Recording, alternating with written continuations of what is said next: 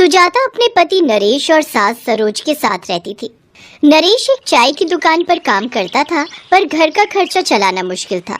एक दिन नरेश जब काम से घर लौटा तो सुजाता उससे बोली, सुनो, मैं सोच रही थी कि तुम अकेले ही इतनी मेहनत करते रहते हो, क्यों ना मैं भी ऐसा कोई काम कर लूं जिससे थोड़ी घर में मदद हो जाएगी।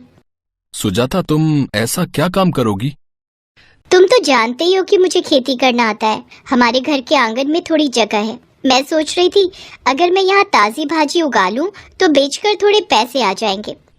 ठीक है सुजाता, अगर तुम्हारा मन है तो मैं तुम्हें मना नहीं करूंगा। तुम सब्जियां बेच लो, मुझे कोई परेशानी नहीं है। सुजाता बहू, अगर तुमने ऐसा सोचा है तो मैं भी तुम्हारी इस काम में मदद करूंगी। ठीक है माँ जी, तो फिर हम कल ही बाजार से बीज खरीद कर लाएंगे।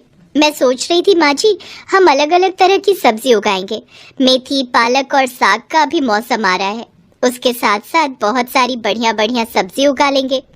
ठीक है बहू, तुम्हारा इतना साहस देखकर मैं बहुत खुश हूँ। मैं जानती हूँ तुम्हारी मेहनत रंग लाएगी। अगले दिन सुजाता अपनी सास के साथ सब्जियों को उगाने के लिए बीज खरीद कर ले आती है और खूब मेहनत से सुजाता और सरोज दोनों मिलकर आंगन में तरह तरह की सब्जियों के बीज बो देती हैं। तभी पड़ोसन जानकी आ जाती है।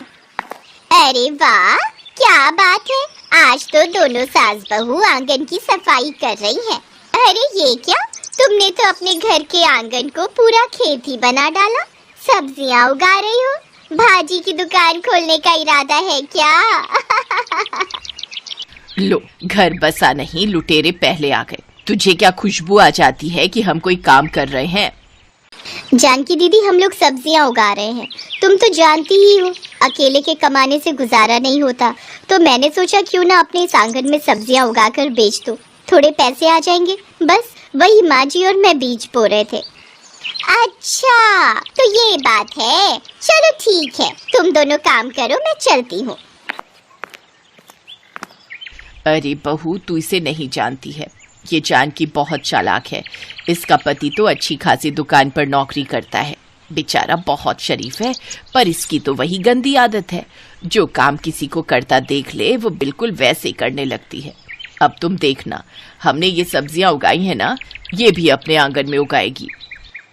कोई बात नहीं माँ जी, अब कर ही क्या सकते हैं। उगानी होंगी तो उगा लेगी, हम किसी को रोक तो नहीं सकते ना। पड़ोस में रहने वाली जानकी बहुत ही चालाक औरत थी। उसने भी अगले दिन अपने आंगन में सब्जियों के लिए बीज बो दिए। पर कहते हैं ना, जब तक कोई कार्य पूरी मेहनत से ना किया जाए उस कार्य का फल प्राप्त नहीं होता। और यही हुआ। जानकी ने देखा देखी काम तो शुरू कर लिया, पर वो सुजाता की तरह मेहनत से सब्जियां नहीं उगा पाई।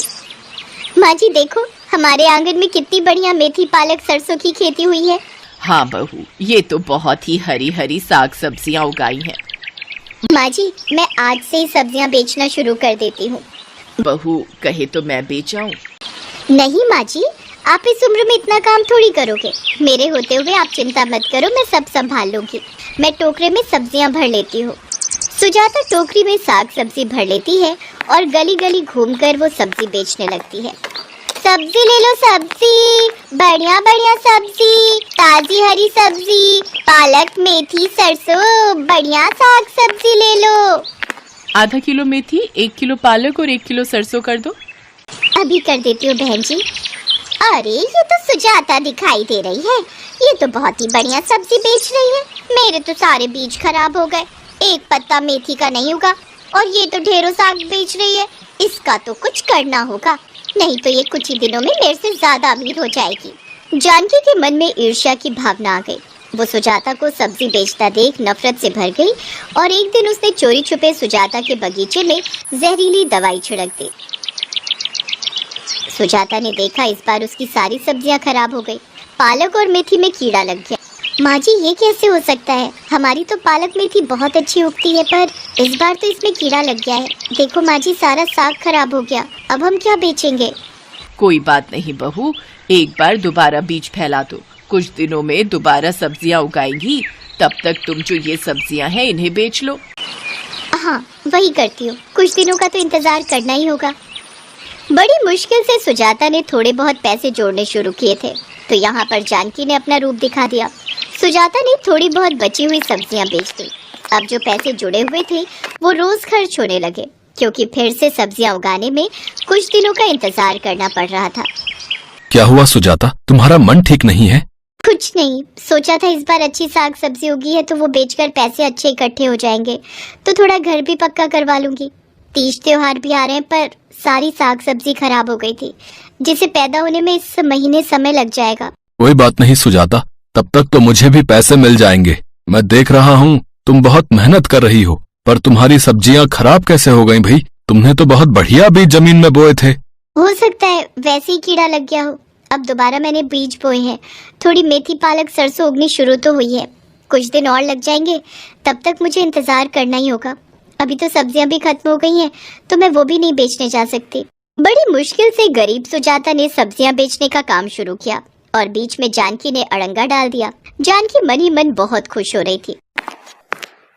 क्या बात है जानकी, आज तो तुम बहुत खुश नजर आ रही हो। अरे बात ही कुछ ऐसी है, तुम्हें पता है। जानकी अपने पति मनोज को सारी बात बताती है।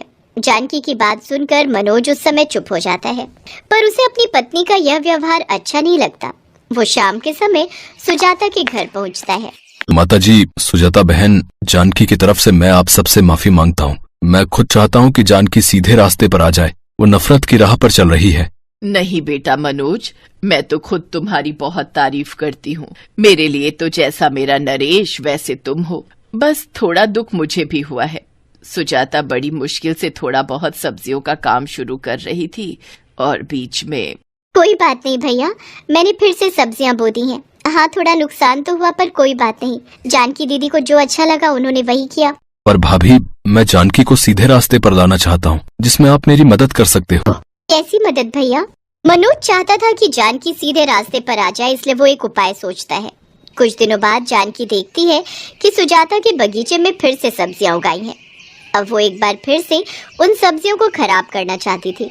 सुजाता और सरोज जानती थी कि जानकी उनकी बातों को सुन रही है। सुजाता बहू, जानकी हमारी बातों को सुन रही है, यही मौका है। जी माँ जी। फिर शुरू हो जाते हैं। बहू, तुम्हें पता है साग कितना महंगा बिक रहा है। बहुत अच्छी कमाई हो जाएगी हमारी इस बार साग से। पर माँ जी, रूपा की सगाई में जाना तो बहुत जरूरी है। वहाँ से आने में शाम हो जाएगी। एक काम करते हैं ना, ये साग हम कल काट लेंगे। हमारे घर कौन सा कोई चोर उचक्के आ रहे हैं जो ये साग लेकर जाएंगे? क्यों, सही कह रही हो ना? हाँ और क्या माँ, मैंने भी छुट्टी ले ली है। जल्दी से तैयार हो जाते हैं, फिर रूपा की सगाई में भी तो जाना है। जाओ जाओ, रूपा की सगाई में जाओ। पीछे से साग का एक पत्ता भी नहीं छोड़ूंगी। सारा का सारा साग तोड़कर मैं बाजार में बेच आऊंगी। मेरे तो पैसे बन जाएंगे। सब जानते थे कि ऐसा ही होने वाला है।